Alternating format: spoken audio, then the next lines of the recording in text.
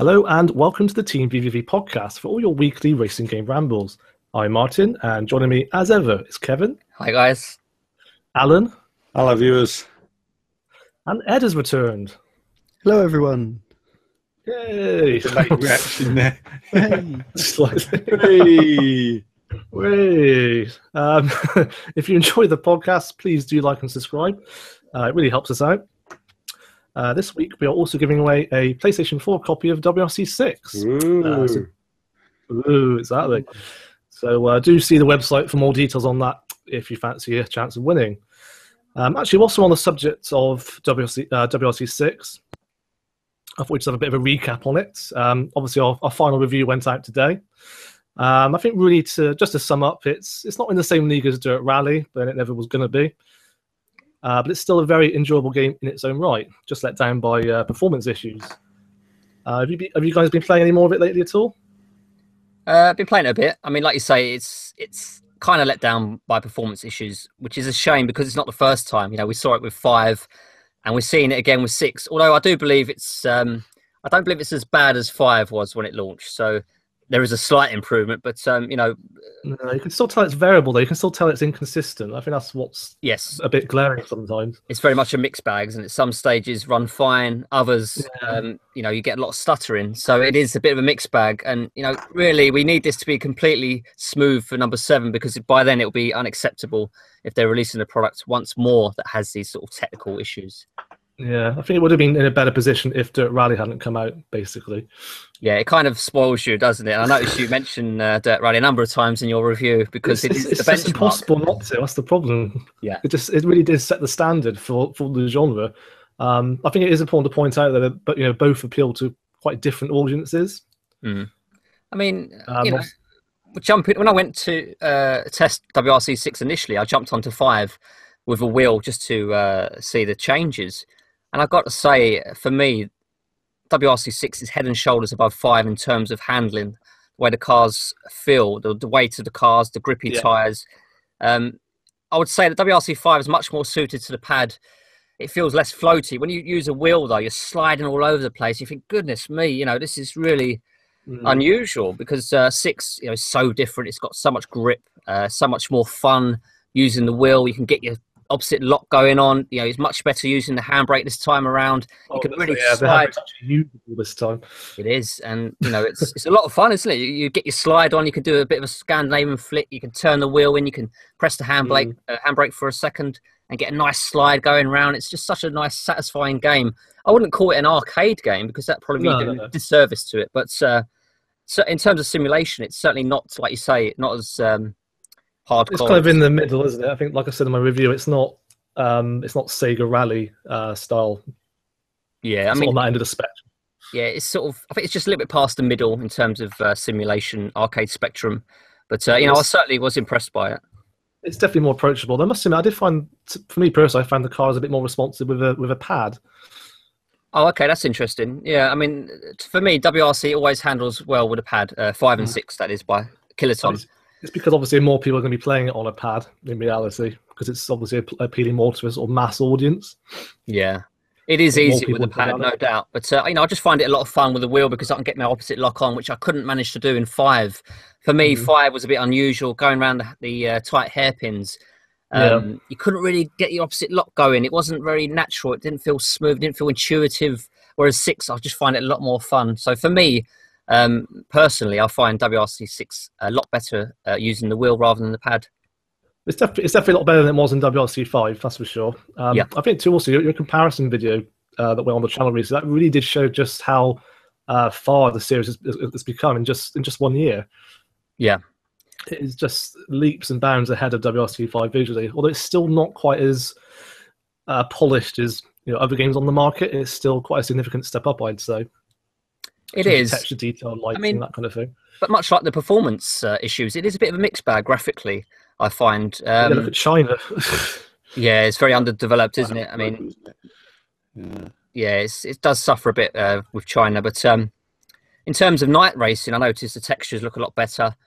So there are good improvements there. But some stages, like I say, they stutter a bit. Some stages don't look very interesting. So even some stages in WRC5 I thought actually looked better than 6. Really? But yeah, but only like a handful. But yeah, it's very much a mixed bag, I would say, to sum up WRC6.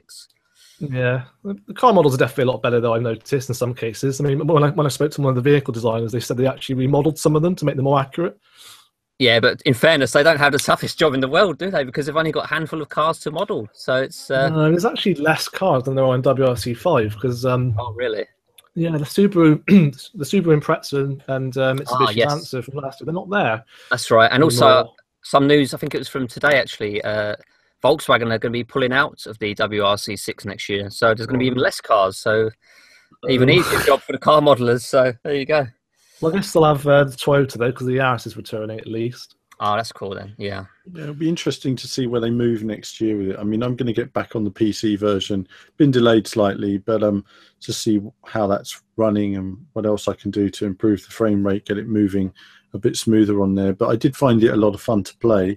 I think they obviously made great steps forwards on where they were last year, but I'm interested to see where they go next year. You know, they have, you know, the potential to take it further, but I don't know whether this, you know, they'll need to be making WRC 7 parallel in a way, so it has a 2-year development run. Maybe they've got a system like that, or whether it's just going to be WRC 5 and 6 upgraded. You know, I want to see a bit more than that next year, really. I want to see, in particular, I'd like to see a lot more in terms of high-speed sections. I think the stages are corner into corner into corner. Yeah, I did notice that. They don't have those long, flat-out stretches. I mean, you'll see, like, sometimes you'll see helicopters flying over the cars in real life, going through the desert, and you'll see them going along a stretch at well over 100 miles an hour, going over huge jumps and everything. Nothing really like that in WRC6. I feel like I'm getting up third, fourth braking. You know, you don't feel like you're getting flat out in that car. There are a few occasions when you do, but yeah, generally it is very sort of few and far between. Yeah, and that was a complaint we had with milestone games, weren't it? So they carried on. On the other way and actually scan the locations properly. I think it's probably just a case of because the tracks aren't they're completely fictitious in WRC6, and they're also small. So if they did have long straight sections, I imagine the times will come down quite a bit. You know, it should be said that, you know, Milestone actually, I think, have moved forward with Sebastian Loeb this year. You know, the stages were fantastic, and if something that really let them down at the time was the car replay physics, which were terrible, and the audio, which was just really bad. And you just think, oh, you know, what an amazing looking game, but that audio, and it's crazy, really, that Codemasters.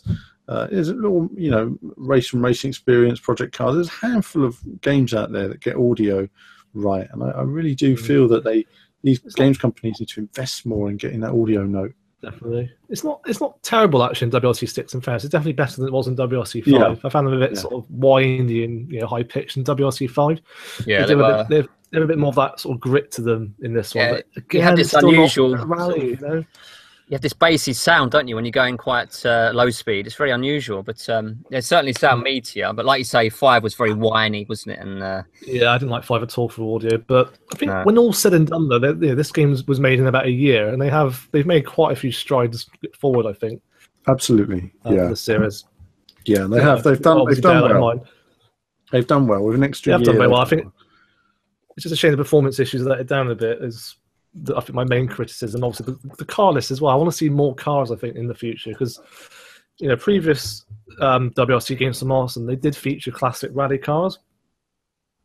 I don't know what's up with the licensing there, but it's just you've got such a small handful of very similar sort of hatchbacks. I mean, it's not purely the developers' fault though, because obviously they're going to go by what teams are in the competition this year. But that's it. It's all down to licensing. It's complex licensing, right? And it's the same with Formula One.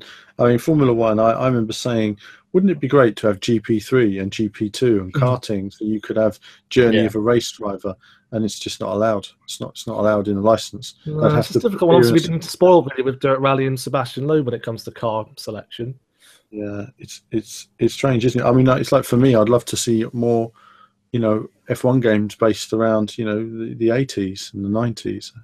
I'd love more of those cars racing, but again, it's licensing complexity, and we don't know about all that, and it's a bit of a pain, isn't it? We'd love to see more of these older Group B cars and everything else, but no, we're a good time of rallying. I mean, Dirt Rally has helped raise the game. Sebastian Loeb Rally has raised the game. WRC6 is probably better than it would have been if those games hadn't have been out. It's pushing them. I think competition is good. Obviously, it makes them push harder, doesn't it? Yeah. And with the PS Pro and the Scorpio next year, it'll be really interesting to see what we get for those systems as well. WRC6 is apparently going to be supporting PS4 Pro. And they haven't sort of gone into detail yet, but they said that there will be an improvement when it comes to frame rate and resolution, which is much needed at the moment. Yeah. Actually, one last area I thought we'd touch on that we haven't been able to go into before is the career mode. I must admit, it's not really a radical departure from last year, but there are a few tweaks here and there. You can have like multi-year contracts now with teams. I think objectives play a sort of bigger role this time and stuff like that. But the main thing I noticed, I don't know if it's ever happened to any of you guys, but occasionally you do actually see cars that are sort of stricken on the side of the road who've been involved in an accident. I love that sort of detail, like those little touches. Yeah. It needs some more of that. Yeah, I mean, it's the sort of detail that you say, why hasn't it been in rally games before now? It seems pretty strange. I think that we're sort of in a time where nobody's getting anything done right. They're doing bits and pieces every year, and nothing is ever seemingly complete. I think Dirt Rally had a few sections like that, though, didn't it? We had parked cars everywhere, of course, on the Monte Carlo sections, but I didn't know if there was any broken down cars. I'm not sure if they're like competitors. And also, the fact you see that the drivers drive off now at the start of the stage all the time. Yeah.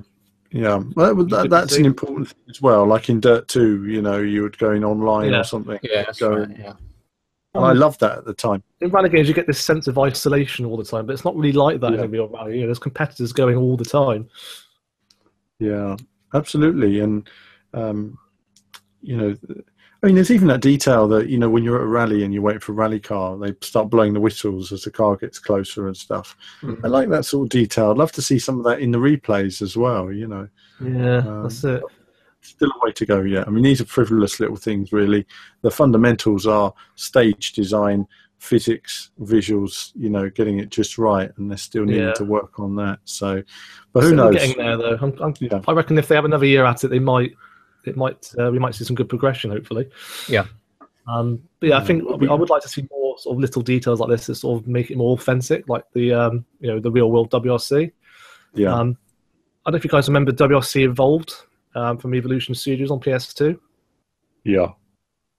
I mean that came out 10 years ago now, and I remember it made you face like natural challenge. Yes, obstacles. Yeah, that's right. Yeah, so like you'd be driving along a stage. You'd be driving along a stage and there'd be falling rocks, for example, or other cars involved in accidents and that sort of thing. Yeah, as long as it's not too frequent, I guess it'll be a welcome addition. Yeah, exactly. I really hope they sort of take more. I get the feeling they want to go in that direction, so I hope they take more influence from that. Which actually leads me very nicely on to Driveclub. If you're a regular reader of, I don't know, Eurogamer, IGN, GameSpot, Polygon, you may have found out that Driveclub had its final update, and they very nicely linked to us, which we were not expecting at all. That was a very pleasant surprise, it has to be said. Yeah, nice to see. Obviously, we're always getting all that news up, and it's nice to see occasionally a bit of credit that we still exist, and we've new racing fans finding the site. Yeah, exactly. More to the point then, Driveclub has had its final ever update, which I think is very sad, really, because obviously the studio was shut down earlier this year. We thought the Driveclub VR would be the final update, didn't we? But it was nice of them to bring the VR stuff to the normal sort of console. Game. It's free content as well again. It's incredible. I mean, I think it's 15 different tracks. Yeah.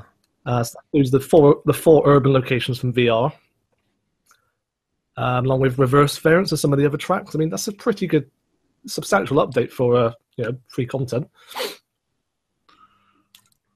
Can I just say as well, actually, if you're a regular reader of NeoGAF, we're not Evolution. We did not finish Driveclub.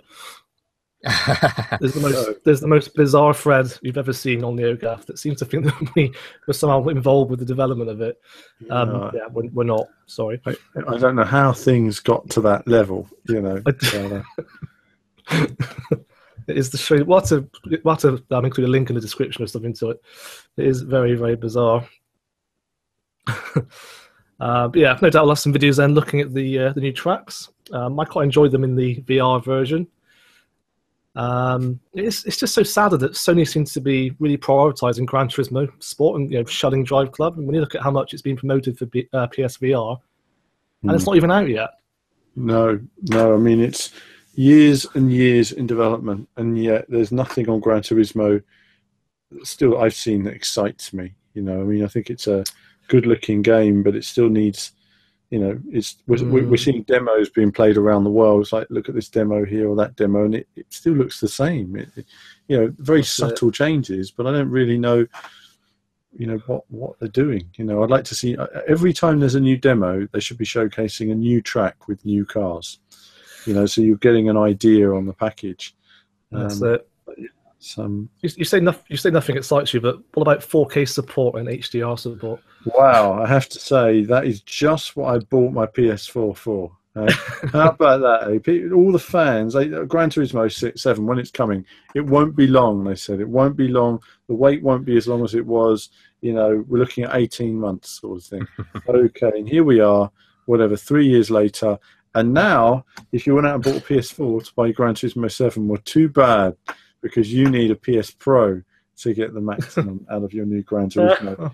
I mean, it really, I suppose, when you see Kazunori going around the world, racing his racing car at Nürburgring and all that, you think that's great. But there are just times when you feel, shouldn't you all be back at base getting the game you've forgotten you're developing a game at the moment. Yeah, and I can't help but feel that the brand is, I mean, when I see GT Planet putting up videos and stuff like that and talking about it, and I look at the negativity now from the comments. Yeah. Just the Gran Turismo has gone from being this respected brand amongst gamers to being derived now in a way that's quite would have been quite unbelievable 10 years ago.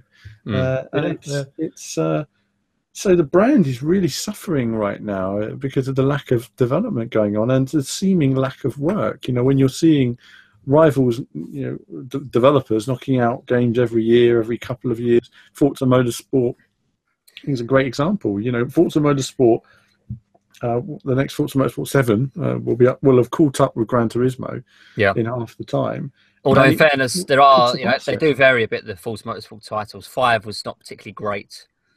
No, but then the same for Gran Turismo. I mean, they were quite quality, but 5 was a bit disappointing. 6 was what 5 should have been, and 2 or 3 years late. Yeah, and I think with Forza, yes, I mean what they're catching up with. I mean, it all depends for me. I mean, I didn't like Forza 5 and 6 because I don't like the physics they're using right now. I hope that Forza 7 corrects that. If it doesn't, then obviously I will slate it because it's. I think the physics are a bit of a mess at the moment. But if they can get the physics right, Forza 7, then I think they'll have it there. I don't think they will somehow. I mean, actually, I do quite like the feeling of the cars in Gran Turismo Sport. I found they were very intuitive, very easy to drive. I think it's difficult to say how they compare to real cars. It really depends. I still think that it's again very, very difficult to say. Because it depends on so many details when you're driving a car. Some of the cars that you drive in the GT Sport demos, I've never driven cars like that with that much grip on that much grippier surface. So it's very difficult to say where what it's like in terms of temperature, tires, and everything else. But I think nice to have that support for PlayStation VR and 4K. But I think really, I think they need to just shut up and get the work done now, and let's see it again when you've actually got something to show us, including a release date that you can stick to. Yeah, I mean, will we see GT7 on this generation of console? I mean, with the Scorpio coming out, that's going to put pressure on Sony to release their next system. Well, there's no way Sony can do that now. I mean, whatever happens, they need a 3-year window for the PlayStation Pro. So before they can even start talking about anything else, I don't think Sony are going to do anything. They've sold almost 50 million PS4s. Yeah, they shot themselves on the foot with the PS4 Pro. Then they're now so committed to that for the next however long it's going to be supported. Regardless, I can't see 2 Gran Turismo proper titles coming out for the PS4. No, we're still getting mixed messages though of exactly what Gran Turismo Sport is. I mean, to me, it sounds to me like they want that to be a sort of platform to build on, to continually add more content. But to me, GT Sport is not a proper Gran Turismo title. I know, it's strange, isn't it? To me as well, it seems like a bit of a stopgap. And it'll have limited appeal as well. I mean, not everyone's going to go for this. It's going to be quite a niche appeal.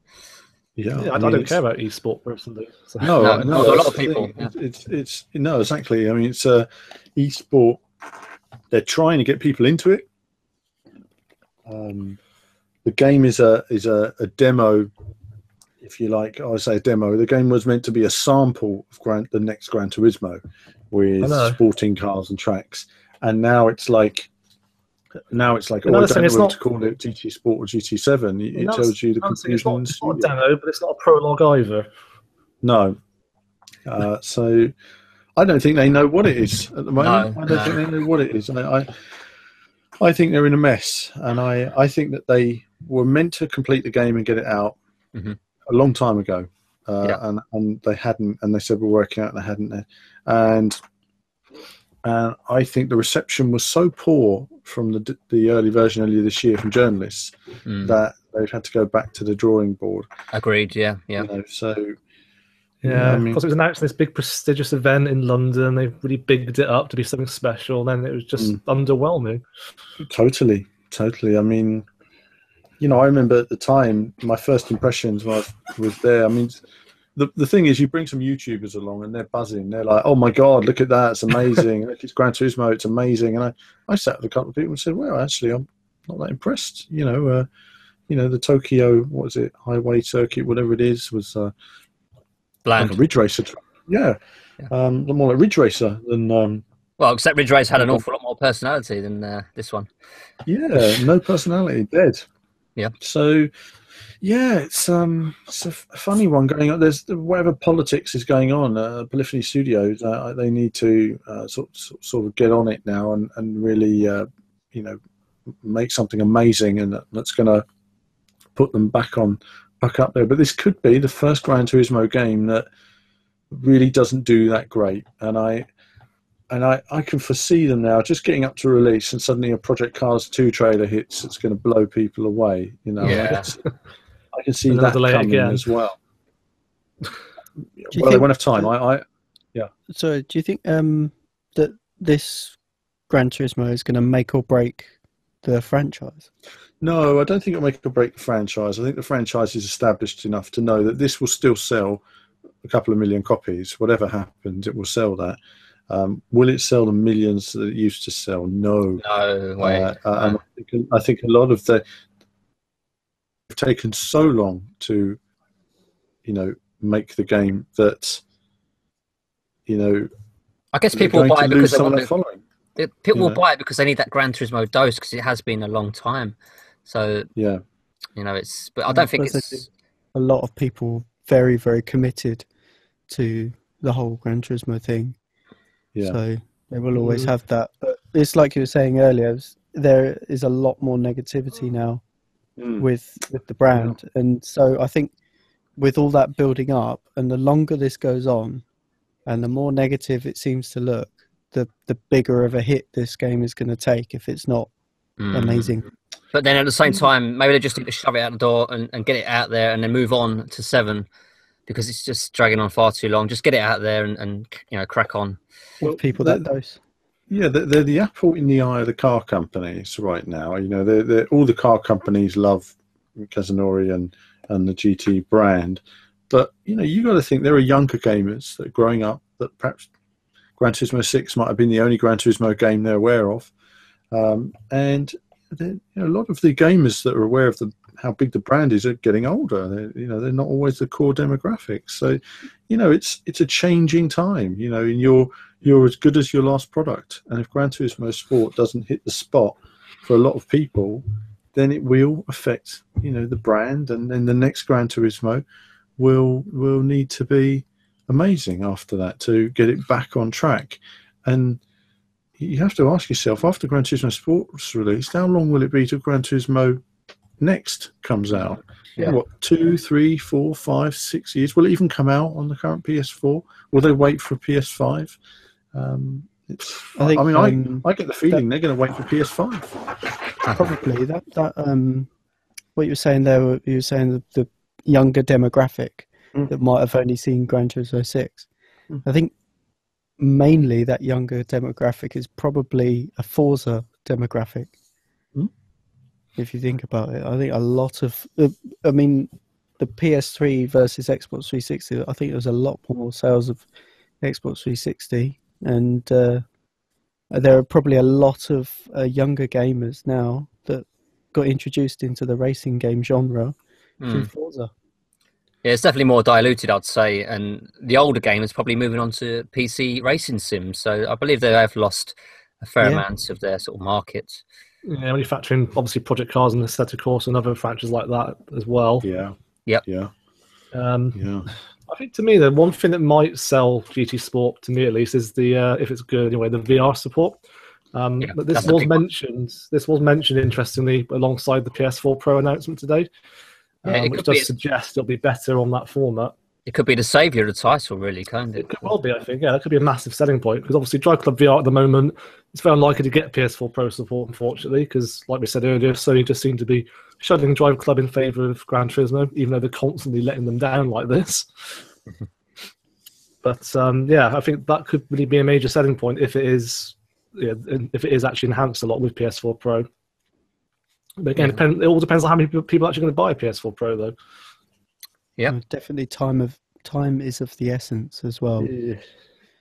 That's it. I mean, what will VR run like on standard PS4? You have to wonder.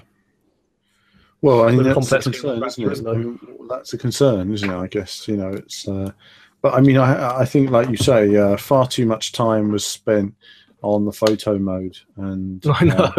My God, you know, like photo photography does Kaz. Yeah, and so I mean, at the moment, we'll just have to wait and see. I mean, you know, they're not showing it to us, are they? So, I mean, I don't know who they were showing it to in London today, but we weren't invited to see it. But you know, we'll just have to wait and see next year what that means. Obviously, keep an eye on the site as well. We'll probably have some videos from other sources come up on there, and then have some more sort of details we'll leak out as well. But otherwise, as usual, Forza seems to still be showing it up in terms of quality and quantity as well. So we've got the new DLC that's just been released for Forza Horizon 3. Another car pack, another great variety as well. So you've got everything from the Ford Falcon, the Lotus Sunbeam, Nissan Silvia, BMW M4 GTS, and also a Dodge Viper ACR. And of course the new Honda NSX, which is probably one of the standout ones. It is an odd mix, isn't it? It's good to see some classics in there as well, and the usual kind of Forza mix. I think really, it's always very, you can't fault them. It's always very diverse. Yeah, you got the sort of drift cars there as well, which Ed, I imagine, would have a lot of fun with. Yeah, I can't wait to have a go in the Boss Kit S14. I really want to try and. I definitely want to see. I don't know if you guys have seen the body kit glitches that you can do. No. It's really good. There's a way to actually you can install like a wide body kit on a car and then delete off the bumpers and stuff and change the bumpers back to standard.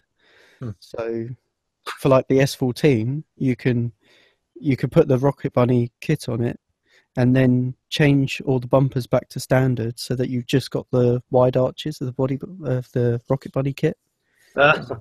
It works out quite nicely. So I'm eager to see what people start doing with the Boss Kit if it works or not. Nice. Awesome. You'll have to show us on a video some of this stuff. That's interesting.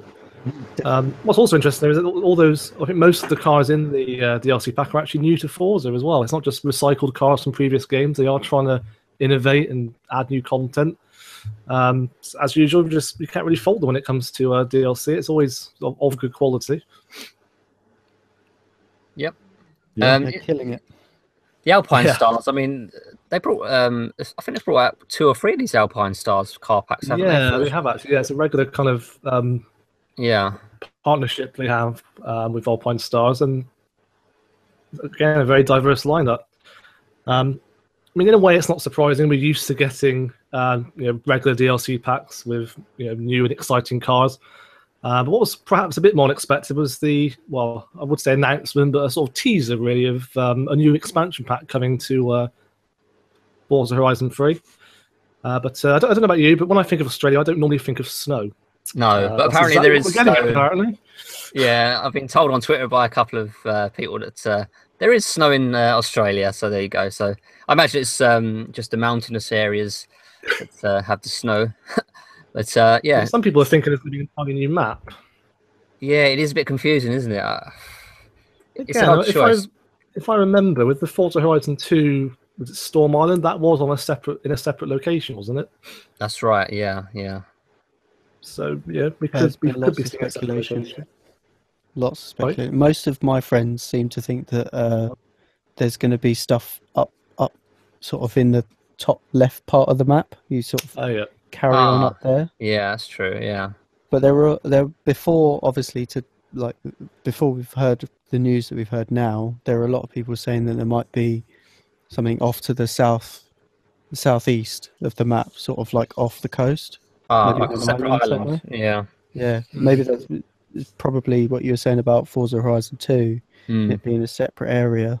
Yeah, it's probably where people are thinking that. But I imagine they'll be releasing some sort of snow cars that do well on snow, because it would seem a missed opportunity, wouldn't it, to introduce snow and then not have any sort of purpose-built snow. I was looking at the image they've released. They've just covered the Lamborghini in snow. Yeah, it's very lazy. Snow car. No, and the tyres look like slicks, don't they? So short their ice tyres. They don't look very icy to me. They've just got the existing art and just put some snow on it, basically. Yeah, like, that'll do. What do you need snow cars for? You could just take your Aston Martin Vulcan out on the ice. Yeah. Sounds fun. Yeah, I mean, no, it does look enticing in the artwork. Like you were saying, I was thinking about that. They need a few. Perhaps we'll see tracks on a vehicle for a change. I don't know. But it'd be interesting to see what they have in the Winter Wonderland when it's going to be released. I mean, it might be a Christmas release. Oh, no doubt. I think generally the past 3 expansion packs have come out towards the end of the year, sort of late November, early December. But we'll see what comes of that. I mean, snow has never featured in Forza before, so at least it is a new feature. Again, all the expansions that added like new experiences. You had the rally expansion with the first Forza Horizon, then the Storm Island pack with Horizon 2, which introduced more severe weather. Yeah. And now by the look of it, we're getting some sort of snow location. This could be very hit or miss, couldn't it? Just it depends on what vehicles they've got, what the handling's like, what sort of events they can set up to make it actually fun. Yeah. You know, can you drive on the mountains? Can you sort of do slaloms down the slopes, avoiding rocks, things like that? That's what I would like to see. It's difficult to say, but if I remember, the Storm Island pack did a pretty good job. You had some quite interesting custom vehicles for it. Yeah. I think there's like even an old, was it Ford Fiesta rally car or something like that? Which suited the terrain. Yeah. So as long as they get that right, this should be a very promising pack, hopefully. Yep, hopefully, yep. So I thought we'd move a bit on to sim racing, actually. There was an unexpected release, actually, for Project Cars, with the release of the Project Cars Pagani edition for PC. It's basically just a glorified demo, admittedly. But what it does now mean is that anyone can now sample the game at 4K and in VR for free. So as demos go, that's a pretty powerful one. Yeah. I don't imagine we'll see VR support for Project Cars on the consoles. So I guess this is the next best thing. Hopefully Project Cars 2 with the PS Pro and the Scorpio will have VR support. Yeah, they've been a bit tight-lipped when it comes to console VR support. I swear at one point they've said that it will come to PSVR. Now they're saying they can't comment, I think. It is tough. I mean, it is old hardware, isn't it? And I guess they're pushing it enough as it is just with the standard base game. And I can't imagine Project Cars running very well with a full grid of cars. No, because there is a lot of cars, isn't there, on the Project Cars? So there can be. Yeah. A bridge too far. Yeah, perhaps. I can imagine that. So it's probably very difficult for them to introduce VR, PSVR specifically, when it was developed so early on in the PlayStation's life cycle. That's the problem. I mean, Alan, you tried it in VR on PC as well, didn't you? You struggled to get it to run in a very optimized state.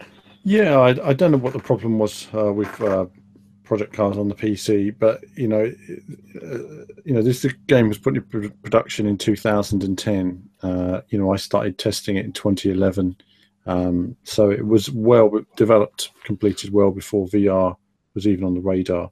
But yeah, it didn't work great on the PC, but the potential was huge. I mean, there was a couple of cars the frame rate wasn't great, but just being in the car felt amazing. And in a way, Driveclub kind of gives you a similar impression at times. There are moments when you're in that car and you're like, you just imagine for a second what it would be like if it was crystal clear. It would be incredible. And I think Project Cars, 2, when they get there, will be. As for PSVR, they struggle. They've got weather and daytime transition. A lot of games don't have this in there, so there's a lot of extra features in Project Cars pushing the hardware. And I think in terms of extra capacity, VR was probably a step too far. If they were to cut down the graphics like Driveclub, they'd probably have to cut them down to nearly nothing anyway, and even then, when they cut them down, they'd probably have to remove rain, remove weather transition, reduce it to 6 cars on track. Not worth it. I think they're better off using their resource, focusing on Project Cars 2 and making that everything they want it to be. Everything the original kind of should have been in some ways, but with the budget now they've got and the investment, I think it's going to be amazing. Yeah, it's going to blow the doors off of everything in sight, I suppose, when it comes out. Everything. I've speak to people who know more than I do, and feedback is all excellent at the moment, but it's still a long way off. So I don't think we're going to be seeing Project Cars 2 till 2017. No, probably not. But still, at least for now, if you do have a PC that's powerful enough, you can now sample Project Cars for free with the Pagani edition. I can tell you, as soon as I upgrade my PC, I'll be bang on it. Oh, it is kind of just like a giant advert, though, isn't it, really, for Pagani? But it does kind of show how manufacturers can now sort of, really use racing games to their advantage to obviously sell. Yeah, it's a selling tool, isn't it, for the companies, I guess. For those gamers that are wealthy, I believe there are some out there. But, you get to sit in the cars, you get to do all the bits and pieces, you get to learn about the cars. It's, it's almost like a virtual showroom, I guess, where you can test out the cars and whatnot. And I imagine we'll see more and more of that as in future titles. Well, it's good to see that manufacturers are kind of latching onto that now, though. Yeah, I think they have to, really, because it is a medium that they can't ignore at this point, because it is getting more and more popular. No, so it reminds me a bit when Forza had the sort of partner, that sort of deal with Rolls-Royce, for example. That really did. They really did use it as a selling tool, and now we're starting to see it in the more sort of serious simulation races as well. Yeah. Similar story with Porsche as well, with the Assetto Corsa part. They had a really, really close relationship with them, apparently. Yeah, to really get them exactly as they are in real life. Yeah, which is fantastic, isn't it? Exactly, everybody wins. Okay, so moving away a bit actually from sim racing, Mario Kart. Can't really get further away from the sim market than Mario Kart. Interesting milestone actually for the Mario Kart 8. It's apparently now sold 8 million sales, 8 million units, which would be a very impressive figure on its own. But when you factor in the fact that the Wii U's only sold 13 million units, that's quite a big chunk of players playing Mario Kart on Wii U. Yeah, incredible, isn't it? Mario Kart 8 million, they should call it. Yes, they should call it the Mario Kart 8 million edition. That's it, yeah. It's 60% attachment rate. Wow. I mean, can you imagine a Gran Turismo or something that has an attachment rate like that? It'd sell God knows how many copies. It just goes to show that, how much Mario Kart is loved, and people have grown up playing it, myself included, and Alan, no doubt. Love Mario Kart. This week, which are also underdogs at the moment because they're just not getting a lot of fanfare, to be honest. So first up, we got Motor Racer 4. That's 2 days away, and we've seen absolutely nothing of it apart from a few trailers with recycled game footage. Yeah, that's exactly it. Yeah, not usually a good sign. No, I mean, obviously we saw an early bit of preview gameplay, but it was very early development, and nothing since. And they're not, no sign of us getting any code. It's going to appear in the shops before the journalists see it, put it that way. So it does look that way. Doesn't say much about the game, does it? No. It does strike you as a developer doesn't have much confidence in the release when that happens, but still, we've had games this year like Doom where journalists were withheld copies until the release, and that turned out okay. But who knows? I'm just trying to be optimistic because I used to like the series. Bethesda have jumped on the bandwagon as well, haven't they? They're saying they won't be releasing preview copies prior to the game's release. So that's right. That's right. And I mean, and that tells you really from Bethesda's point of view. I mean, that's a different story. I mean, obviously they make quality titles, but it tells me that they're giving them to selected YouTubers. So they've got YouTubers which, obviously they're their friends, brown paper bags, whatever's going on. There's a relationship there. And the media, I don't know, I don't think it's a good way to go because, the media there are there to give a bit of additional objectivity. And though you might say, oh, that media person's paid off or whatever, they're not all paid off. I mean, there's lots of people that give really sort of natural opinions and stuff like that. And I don't think it's a good thing for the market. So, but it shows me that Bethesda have total disrespect for the media to treat the media in that way. And but it doesn't set a good precedent. So no, I mean, people might end up losing trust in the brand if that continues potentially. Yeah, obviously you don't think, why? What are they hiding? Yep, that's it. And it's really the same story with Motor Racer 4 at the moment, which is a shame because, I mean, I don't know how popular it was back in the day, but it was relatively well received when it came out on PlayStation. At least the first two were. A long time ago, though, isn't it? Yeah, that's it. Obviously, the market has changed. Yeah, I think also with Motor Racer 4, it's clear also that there's a lot of people in the comment sections of our videos. They want it to be great because they're great fans of the series from previous games, and with this quietness at the moment, it doesn't bode well for them. But there'll always be that fan base that's going to be there that's going to try and egg the game on. But the proof will be in the pudding when it comes out, really. Yeah, so they're just not really promoting it enough at the moment, from what I've seen. No, and if it's not being promoted, people won't buy it regardless of its quality. No, that's it. I mean, the hardcore fans might cling on to it, but people that are new to the series, I mean, after all, it's been, I think, at least 10 years since the last one. I think the last one was a PC exclusive as well, so it wouldn't have had the same sort of widespread appeal as the others. Yeah, true. It's a shame though, because there's just so many simulation bike games though. It's just not enough arcade-style ones. Yeah, agreed. I bring this up all the time, but Driveclub bikes really show that there is a gap in the market for it that needs to be filled. Yeah, absolutely. I was kind of hoping Motor Racer 4 would be it, but I'm not so sure now. We also had on the site, actually, there is a deluxe version of it coming out, to my surprise. Okay. So it's quite weird for for a game with such little fan for the moment. There's a £50 deluxe edition. Does it have a little model bike? It doesn't actually, no model bikes in this one. Okay. Sell it to me. What can I get for my £50? Okay. Well, obviously, for one thing, it's half the price of Valentino Rossi, the collector's edition. That was £100. I need to point out. Yeah, but you did get a hat or something, didn't you? A wristband, was it?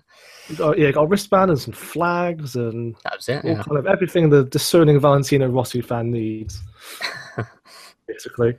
So I'm just trying to look it up. Obviously, you get, as with Motor Lux editions, you get a season pass. That's worth £20 alone at the moment. Really? So there's going to be a lot of DLC then. Wow. Well, you can basically the game is a budget title in reality, going for about $29.99. Yeah. So the deluxe version is an extra £20. Yeah. So that's nearly twice the price. Yeah. But yeah, get the obligatory steelbook. Nice. Actually, I quite like the art. I don't know if you've seen it. I quite like the artwork on that one. It's a bit better than F1. Let's just say that. Oh god, yeah. Which was just a white box with a logo on it. So yeah, you get Steelbook, you get Season Pass, you get some sort of exclusive DLC. So you get extra rider and stuff like that. And curiously, it comes with a 20-year anniversary commemorative medal thing. Ah, okay. I thought he was going to say a 20-year warranty or something. No, not quite. I swear it came out 19 years ago. They're not 20, but that's just me being pedantic. What's it called? It's not a collector's edition, is it? It's a no, this is the deluxe edition. Deluxe. I can't actually find it at the moment. I'll have a look. It's on Amazon. Yeah, curiously, it's only available on PS4 from what I can see. Yeah, that's right. Yeah, which is a weird one. So no love for Xbox or PC. Oh, I do like that Steelbook, I have to say. That is nice. I really like the Steelbook. I want that for my collection. Although it does look a bit strange, like it almost looks like a two-headed person. Yeah, I know. But I like the use of colour and the way it blends. It looks pretty nice. It's nice. That would look good on my shelf next to all the other various ones I have. Yeah. You can tell I'm a bit of a Steelbook nerd. So yeah, there's that. And also this week, we only found this out today, but apparently Gas Guzzlers Extreme is crashing onto the Xbox One this Friday. Obviously, the last time we saw it, it wasn't in the best of states, to put it mildly, which really dented our confidence a bit. Just full of frame rate issues and stuff like that. I'm waiting for Alan to chime in there. Honestly, the frame rate in that game, How about it? 5 frames a second, wasn't it? I tell you, it's I just look at that and I just said, wow, what are they even doing showing it to people? It just wasn't in a condition to be shown. I mean, and when you're talking to marketing PR people or the PR people that were there, and you look at it, and you think, you can't seriously tell me this is a good game. Seriously, you just lose all credibility when you're trying to sell people something that's so shoddy. That's the problem. I quite enjoyed it apart from that, because again, it's just not enough car combat kind of races out there at the moment. But yeah, the performance was very, very distracting. Yeah, I mean, certainly the performance was better on the shooting car bit, open road bit, than it was on the race. No, it was bad. I look forward to testing the final version. That's probably a need for a fast-paced combat race. It really needs to be smooth to sort of, to be able to keep up with the action, really. So that is quite jarring. You know what? Again, when you see it running on the PC perfectly, you're like, wow, look how smooth and great it looks on the PC. Which is like, well, it's a 3-year-old game now on PC as well. So no excuse really. No excuse at all. It should be optimized correctly. So. No, but there we go. I mean, I'm still looking forward to it personally because really the only other car combat game out at the moment for consoles is, of course, Carmageddon, and I just find it to be a bit slow and sluggish. Whereas Gas Guzzlers seems to be really fast-paced, really action-packed, and we're quite desperate as well for a car combat title. So basically, I'm desperate for something to tide me over until Wreckfest next year. Yeah. Yeah, I mean, what happened to Twisted Metal, really? I mean, Twisted Metal World Tour on the PS1 or whatever was, like, amazing, It had split-screen 2-player mode. You could knock over the Eiffel Tower and God knows what else. It was brilliant. And, they don't do anything like that now, and I think there's They brought it back on PS3, I seem to remember, a few years back. They did. They made a big thing about it. They had these ambulances blowing stuff up on stage or whatever, and that was in 2011. That was coming out, 2011, and so they still recognised that the brand was huge even then, but I don't know. It's very strange. It's just another title that's gone away, hasn't it? It's unfortunately sort of faded away. Yeah, strange. But yeah, we'll see what comes of Gas Guzzlers then. That's out in a couple of days this week. Also, actually, if you're a PS3 player, you can download Dirt Free at the moment for free as part of PlayStation Plus. It'll be quite good to revisit that title. Yeah. That was my favourite game in the series back in that generation. It kind of brought back rallying, but obviously not in quite a big way as Dirt Rally did this year, but nonetheless, definitely worth a shot if you don't already own it. And also, actually, this went under the radar a bit. Only found out a few days ago, but in amongst all the high-profile releases of multi WRC 6, Ride 2, and indeed, Battlefield 1, Titanfall 2, all that kind of thing, was a little-known monster truck game called Monster Jam Crush It. The question is, has there ever been a good monster truck game? Because I'm struggling to think of any. That's a good question. It's not a genre that I'm particularly fond of. It's not a genre that gets a lot of attention in the UK in particular, because, I mean, what could be more American than the Monster Jam? Yeah. Yeah, you know what? Do I say the only thing that had monster trucks in that I liked was Rock and Roll Racing on the SNES. Other than that, which is cheating a bit. But other than that, no. I mean, obviously you got a monster truck that was well implemented into the Crew last year. I say well implemented. Unfortunately, it was well implemented if you played with a controller. Yeah. Not if you played with a wheel. It was impossible to use with a wheel. So. That was the disappointing. And you couldn't crush cars with them either, which defeated the object for me. No. So there's definitely a market for it. The best monster truck experience most recently is probably in Gran Turismo, not Gran Turismo, GTA. Gran Turismo mentioned that. Yeah. The GT puts me up there. Yeah, GTA. Go play GTA if you want a monster truck experience. That's great. It's true. It's great. I'm reading this article here, Martin. Monster Jam Crush It. And they're actually selling physical copies, which is quite surprising. They are, yeah. I was a bit surprised, although I think they have done the same with previous. Well, actually, apart from the Battlegrounds one, there was definitely one that came out on PS3 physical form. Yeah, it's very under the radar, isn't it? But weirdly, they do go for quite a bit of money. Like, they still retail for about £25 to £30 second hand. Oh, wow. It must be the rarity, I guess, of the physical copies. Probably, yeah. They're relatively obscure. Yeah, they are. I mean, the problem with this one, though, from what I've seen, you can get these like head-to-head races in the arenas, but looking at videos on YouTube, they last literally 10 seconds. Really? Oh, wow. Yeah. So it's almost 6 arenas. Sort of mobile-esque, isn't it? Yeah. I mean, if you want a mobile-esque game for £20, there's your answer, really.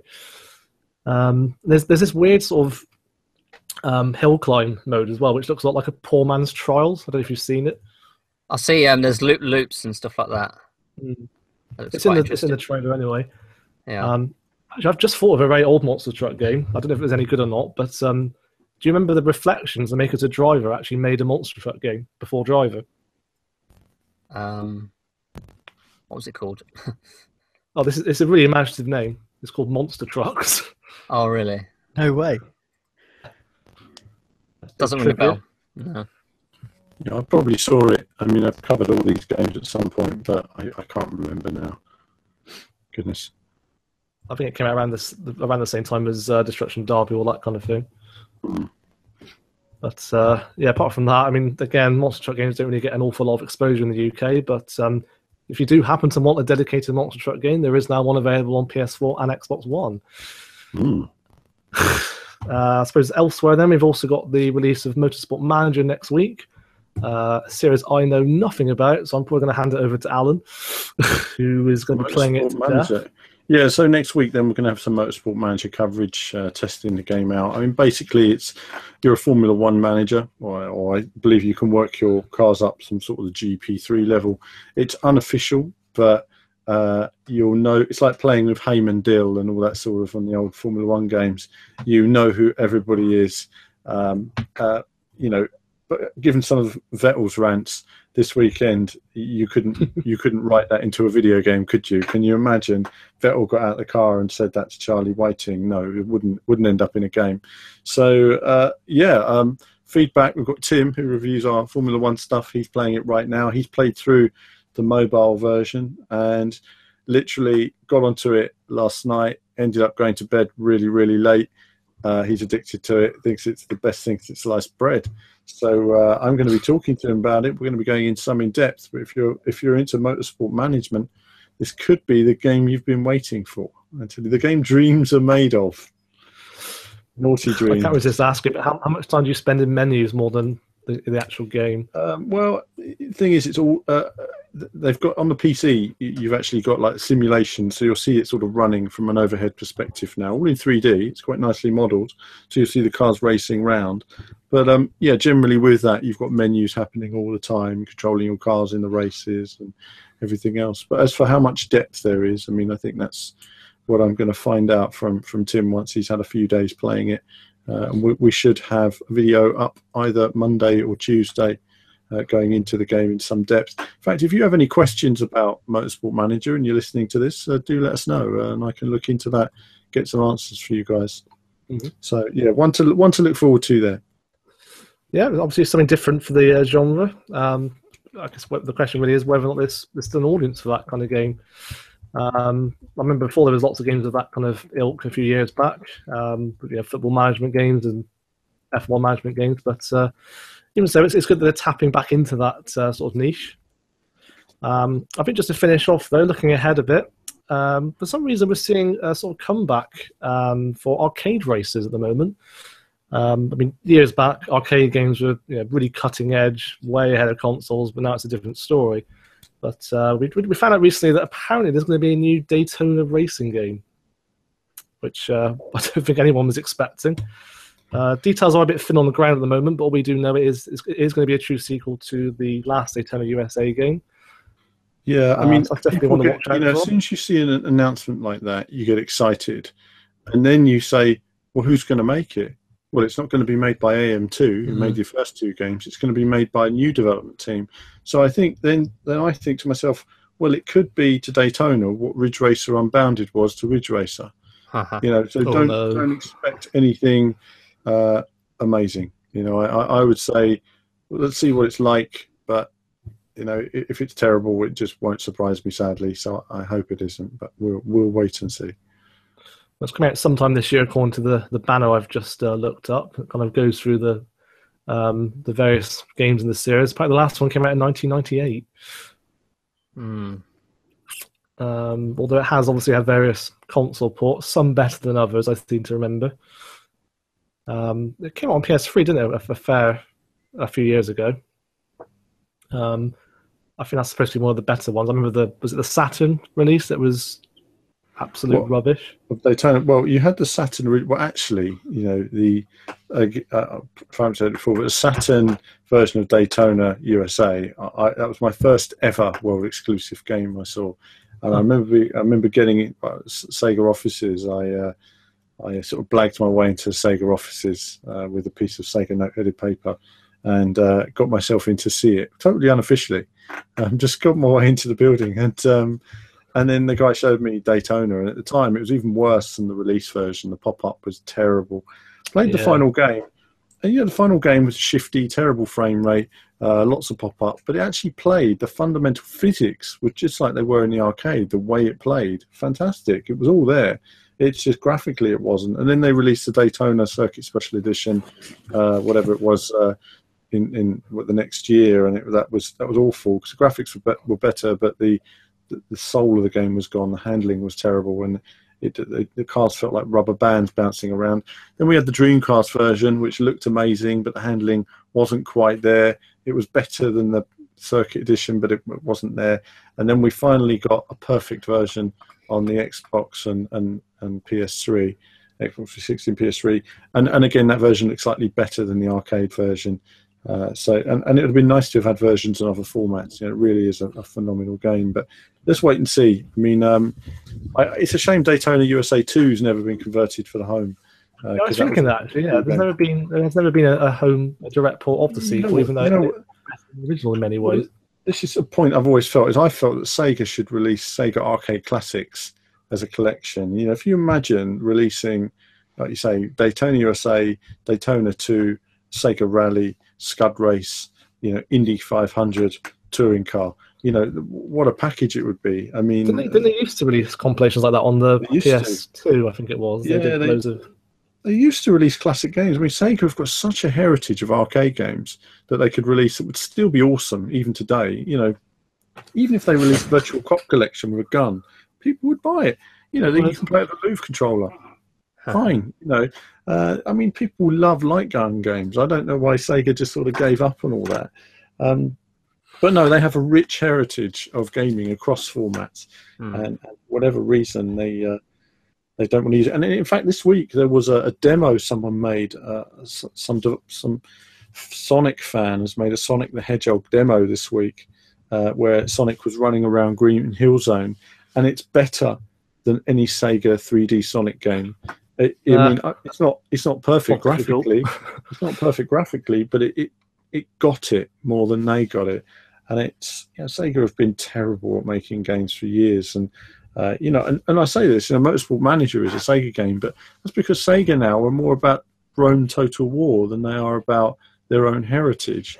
So they're not the company they were, but let's wait and see what they've got up their sleeve. I mean, Daytona USA 3, if it's coming to the arcade, Daytona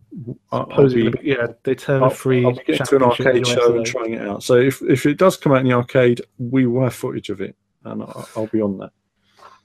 And elsewhere too, apparently the Cruising series is making a comeback as well, which was unexpected. Got Cruising Blast, it's called. We just saw the trailer just before the podcast, actually, for the first time. It's a branding exercise. Familiar, but... No, it's a branding exercise. It's nothing like Cruising. I mean, Cruising is more like Outrun than it is blowing stuff up and all that. And it's just another generic arcade racing game. When you go to the arcade shows, you see lots of games like that now. And it doesn't even seem linked to the original titles. So, no, I think it's going to be another forgetful experience, unfortunately. Yeah, but we'll wait and see. I'll play it and we'll come back. Yeah, just watching it again myself, there's lots of kind of destructible elements to it, isn't there? That's not how I remember Cruising USA. No. It's much more like Outrun, Cruising USA. And it would be nice to have a new Outrun as well, something like that. It does. I mean, you mentioned Ridge Racer Unbounded there. This does remind me a lot of that, funnily enough, albeit a bit brighter and more vibrant. Yeah. Just with the destructible environments and that kind of thing, and the fact it has no resemblance to the original series. Yeah, I mean, that's it. I mean, it's just a branding exercise, basically. Someone said, we want to make a game. It'd be great if we could call it the same name as that, and then they go with it from there. But it's no connection to the Cruising, USA. No, it looks like a bit like a mobile game in places as well. You've got all these kind of stunt elements, flipping the car, doing barrel rolls, driving on two wheels, all that kind of thing. Yeah. It's it runs at 60 frames. It's high speed, furious, but that's lots of little arcade titles like that. So we'll wait and see. I mean, the arcades is funny, isn't it? I mean, you had the Star Wars released a couple of years ago. I mean, that's done really well on the channel. I just watch it on the channel. It's a non-racing game, but at the end of the day, Star Wars, so that's fine. It's acceptable. There will be Star Wars X-Wing demo coming at some point, and I'm going to make a video on it, and I'm going to love it. And it's going to be brilliant. It has at least 2 Star Wars fanboys, so that will happen. Exactly. So it's got to happen. So I think, and we'll probably do a video on Battlezone as well at some point. We'll run a multiplayer video on that for VR. It's all good. Let's wait and see Daytona. I just want to see. Yeah. I want to see how bad they're going to mess it up. The arcade's a funny thing, though. I mean, on the rare occasion that I do wander into one, I still see things like, I don't know, Fast and Furious, Tokyo Drift, that kind of thing. Yeah. Really outdated machines. The thing is that the arcades are really misunderstood. People said, people didn't go to arcades anymore, because they just weren't popular and all that. No. What happened with arcades was it used to cost £10,000, well, it still does. It cost £10,000 for an arcade machine. Okay. And the arcades used to have technology that was like 10 times what you had in home. Okay? Yeah. So that's fine. Then Sega came up with putting a Sega Dreamcast into an arcade machine. Okay. And Sony were putting the PS1 into an arcade machine with a bit more RAM. And so then you had the same experience in the arcade that you had in the home, but the arcade machines were still costing £10,000. They didn't forward on the discount of the hardware to the arcade company. Yeah. So when you go and play, if you had a £10,000 PC and it was used to the maximum of its capability right now, that arcade machine would still blow you away. It would have graphics that you cannot buy in the home, unless someone could afford 4 Titan X's or Zs or whatever it is now. I think arcades were just poorly developed, misunderstood, and in the end, they lost that experience, that special touch. But gamers miss that. I mean, that social gaming element's a very important part of gaming, and I think it is important to have places to go like that. I missed the arcades. They were a great time. I should do a video on arcades, just talking about arcades. I've got my own arcade machine, and I should show more on that as well. So love it. Sounds good. I think that's probably about it actually for this podcast, unless anyone else has got anything to add. No, that's about it. No, I think that's everything now. Well, yeah, that's it then for now. Thanks as always for listening, and if you have anything in particular you want us to discuss, do pop us a question in the comments. But other than that, thanks again for listening, and we'll see you again next time.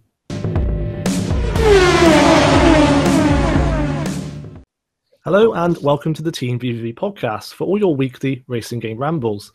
I'm Martin, and joining me as ever is Kevin. Hi guys. Alan.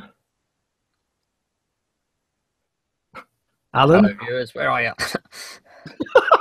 Mr. Alan? Have we lost him? He's gone. He's not even here. He's probably gone. Oh, he's coming back. There he is. Whee. There we are. What was going on there?